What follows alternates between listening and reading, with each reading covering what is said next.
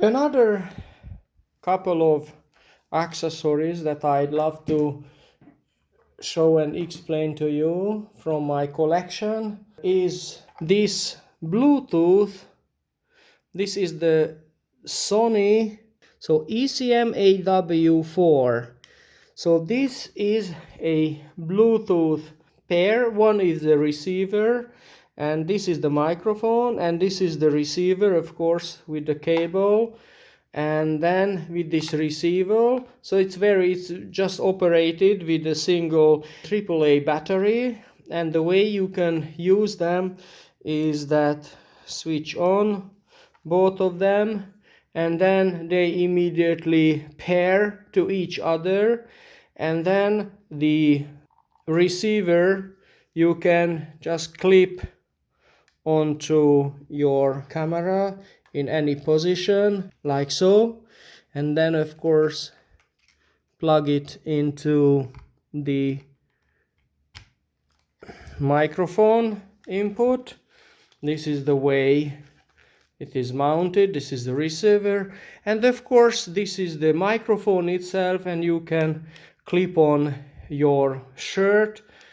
And for the price, the sound quality is really awesome, and it's 50 meters and it's 50 meters it's range, and within this 50 meters, because this is Bluetooth, it works excellently. So usually, of course, when I use this camera, I'm never farther than from the camera than 10 meters. So absolutely an excellent. And of course you also have the option to use here your own lavalier, expensive lavalier microphone. I also have one, but I simply don't use it. Just plug it here, and then you can simply use this device as a transmitter. But itself it has a microphone, so it's an excellent wireless microphone system too, and quite inexpensive. I have these for quite a long time and I'm very happy with them. I have a very special, let me say so, very special gizmo here, and this is the Cokin holder system. This is the P size system. I also have the A size system, but the lens here has 62 millimeters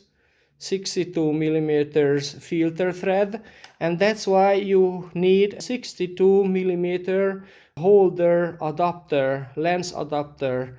And the reason I love this system is, let me just screw it. Here you go. And the reason I love it is that despite the camera, of course, has a neutral density filter built in the camera, that's awesome. So it has a 3-step ND filter system, and for outside shooting, outside videography, this is terribly important, especially very important for small sensor cameras. And why they are important? They are important because of diffraction. The optimal iris size shouldn't be bigger than 5.6, maximum f8, never above. Otherwise you will face image degradation. So the optimum iris aperture opening is the f5.6, and if you want to maintain this 180 degrees of shutter speed rule, that is usually, this is a camera with 25 fps. That means that my typical shutter angle is 1/50th. On a daylight situation, the only option you could have is just to close the iris, but then you will face these dreaded high iris values, And then that's why it is very important. So for daylight shooting, and then this is a typical daylight or well lit environment camera. So this is not for low light, not definitely for heavy low light. So that's why, because this is a typically daylight camera, the ND filter system built in is very useful. And why then the heck I use this Cokin holder system? First of all, the camera has its own shade, which is quite nice, but when I use a very similar Cokin holder, I will have the option to include additional filters. And in my case, I use a okay, so from the ND part to the clear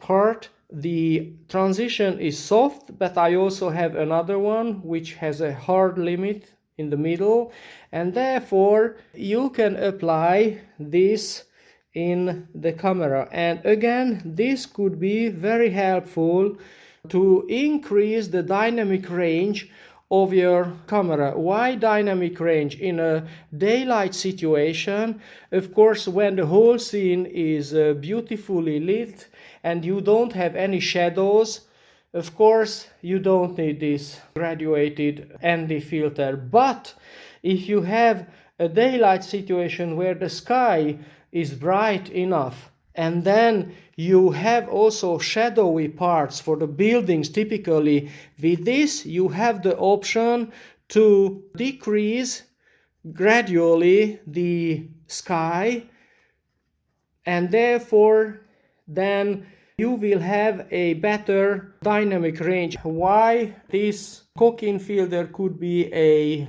good option for daylight shooting is when you want to reduce, remember this is a 1-inch sensor, that with this variable ND filter combined with the regular ND filters, you can make better lighting situation. I mean, that is, you can make your shadows exposed properly and still somehow to prevent the highlights, the skies, to be overexposed as much as possible. Of course, keep in mind that there are limitations, but that tool might help you in certain situations, and every one stop of difference could be, especially when you love the texture of your sky and then you don't want to make it just completely white, washed out strip on your footage. This way you can somehow mitigate that situation, because again, remember, if you expose to the sky, and because this is a 1-inch sensor camera and it is not very strong in shadows, that is low lighting, and the shadows could be quite noisy. So that's why the sensor size is related to dynamic range, because therefore you can expose to the sky the beautiful well textured sky, and then you can lift the shadows in post processing. But this on a big sensor camera this is doable, but this is only a 1-inch sensor camera and its shadow low light capabilities are limited. So that's why one of the tools to mitigate this situation is this Cokin filter. I have also replacement external battery charger. This is what I just purchased recently, and it was, I think, only 25 euros, and it came with 2 batteries. I intentionally didn't want to make bigger batteries because in my opinion this battery is just a perfect size, since if I really want to make long videos, then I just simply use a power cable, or because this is meant for unlimited indoor video recording. When outside I need only 5 to 10 seconds to replace a battery, and because this battery is so small, I can always keep one in my pocket, and then I prefer the small batteries because then I simply replace that battery quite quickly. And then this charger came with 2 of these batteries, so excellent deal.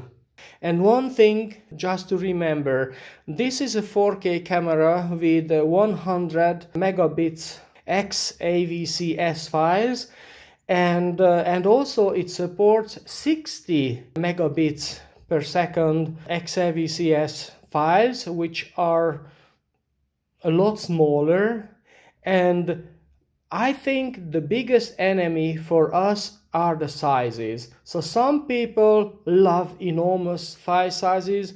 I don't. I absolutely love the smallest file size with the highest quality possible. And in this regard, I think this Sony 100 megabits per second XAVCS files are perfectly fine. I have 0 interest in color grading. I don't want to manipulate my videos. I prefer to get the footage, the clips out of the camera as great as possible, and then that's why I use tools like these gradual filters, and then 100 megabits per second is just perfectly fine for my needs. Even 60 megabits per second could be. One of the YouTuber friend who also owns this camera, he suggested that let's just give a try to the 60 megabits per second file sizes, and I'd be again amazed how great image quality even those smaller files could produce. And for a number of applications, those files could be perfectly fine.